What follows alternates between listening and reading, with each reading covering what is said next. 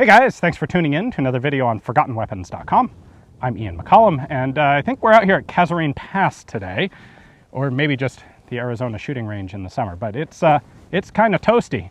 And what we're going to be shooting is the Springfield 1903A4. We took a look at this rifle just fairly recently, talked about where it came from, how it was developed, why it was in use, but this was, well, if you didn't see that, go back and check it out. The short version is, this was America's primary sniper rifle in the Second World War, complete with its massive 2 3/4 power scope and its scope mounting base made for kids' rifles, the Redfield Junior.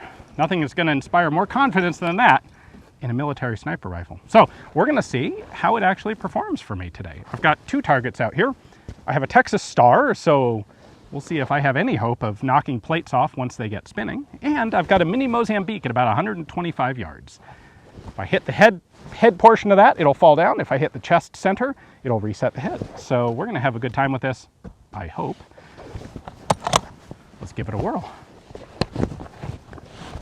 First off, ammo is supplied on either stripper clips or end block clips. And you can't use either of them directly with this rifle because you've got a scope in the way. Now, I can take the scope off, but then I lose much of my zero. And you only do that when you're like transporting the rifle. So what we're gonna do here is just manually pop the rounds off a stripper clip into the action. 5-round magazine, standard like a 1903. There we go. And I'm even left-handed like the famous Saving Private Ryan sniper with his 1903A3. All right, let's see if I can hit that target. I hit it, but not the very center.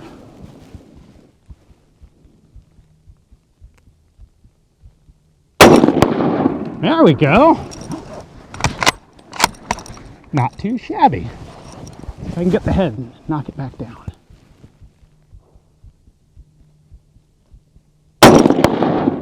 Oh yeah, this is not as bad as I was expecting it to be. A little awkward to run left-handed.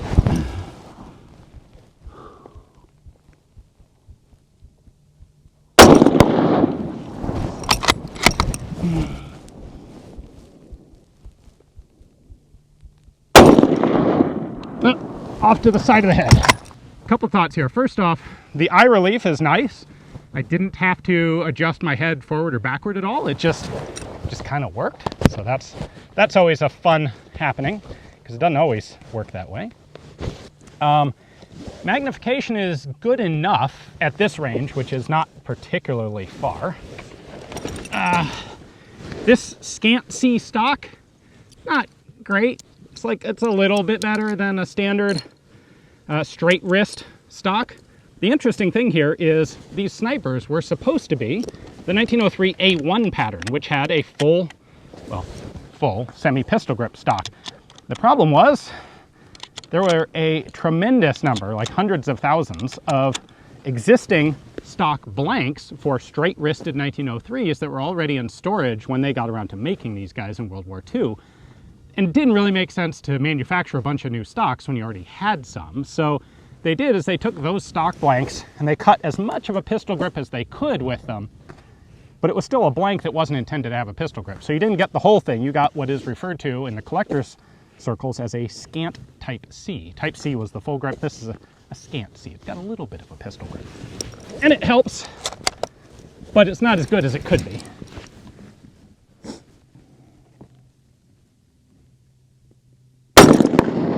There goes that head.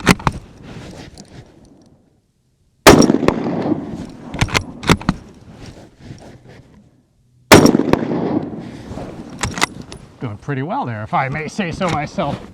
Now, if Jordan puts the camera on the target, you'll proceed to probably see me miss. But let's try it.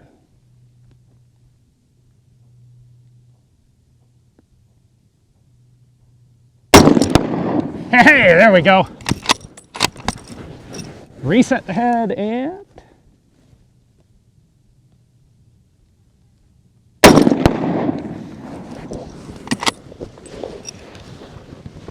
Henry over at 9-hole can probably make this look super easy, but I'm really happy with that performance. We didn't have much of a sniper program for the US Army during World War II. The Marine Corps had a sniper program. They were running true 03A1s with 8 power, actually 7.8 power, Unertl scopes that are pretty funky looking, kind of old fashioned, but so are the Marines, and those scopes worked. Marines were pretty happy with them. The Army gets the mass production 03A4s. These were sort of a controversial rifle at the time. There were a lot of guys who didn't really like them that much, partly because of the limited magnification. The scope was the second choice of scopes for the Army. I went over that a bit when we talked about the overall history of the rifle, but these things were okay in Europe. You get them into the Pacific, they tended to have trouble with fogging, in some cases literally filling up with water. There are some armorers who talk about getting in these M73 scopes for repair and having to like pour the water out of them.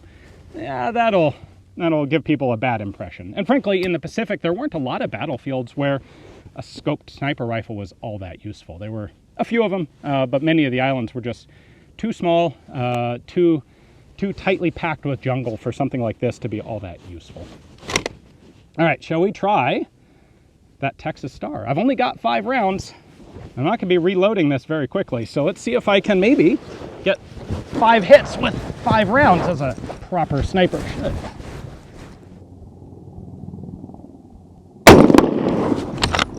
Oh, bonus! I hit 1 and 2 fell off.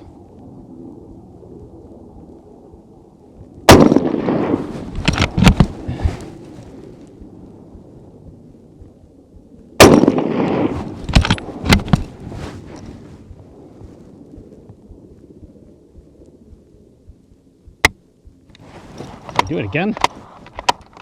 I did it again. Of course, now they've stopped moving.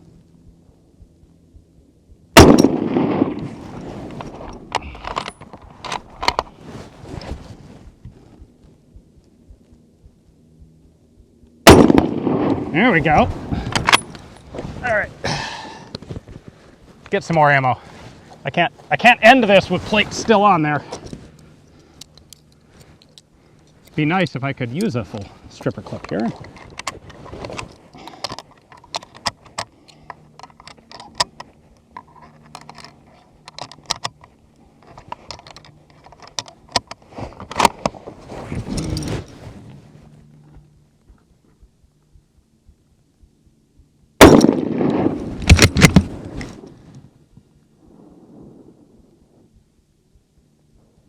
No, that was bad.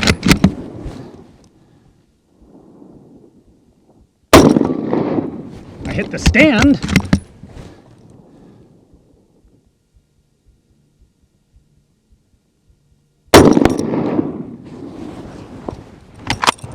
So essentially, once they stop moving, I'm able to make hits, but when they're swinging around, it's not so good. No bipods on these, 2 3/4 power scope. This is sniper rifle hard mode World War II. Anyway, hopefully you guys enjoyed the video. Thanks for watching.